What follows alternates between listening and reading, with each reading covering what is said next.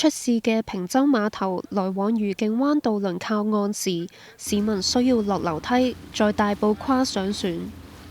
長者上船嘅時候要由水手攙扶。梗係唔安全啦！嗰條樓梯細啊，又冇扶手。嗰邊呢個碼頭唔係幾舒服啲老人家行啊，個個都係行，我都話唔聚財。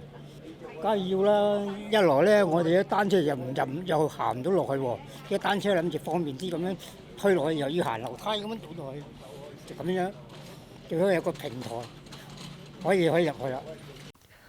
為咗方便居民出入需求同市民前往離島觀光，政府2017年推出改善碼頭計劃，計劃涵蓋23個碼頭，分2階段進行改善工程。計劃推行至今8年，但目前得2個完成改建，8個就會喺今年內完工。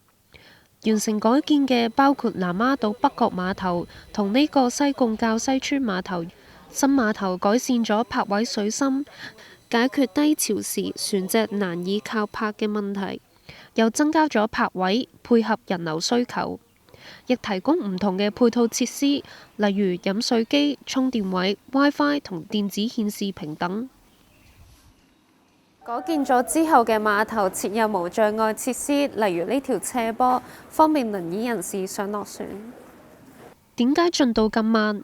本台向土木工程拓展署查詢改善計劃工程進度，署方回覆話，個別碼頭位於生態敏感地帶，例如海岸公園，令推展工程項目增加唔少挑戰。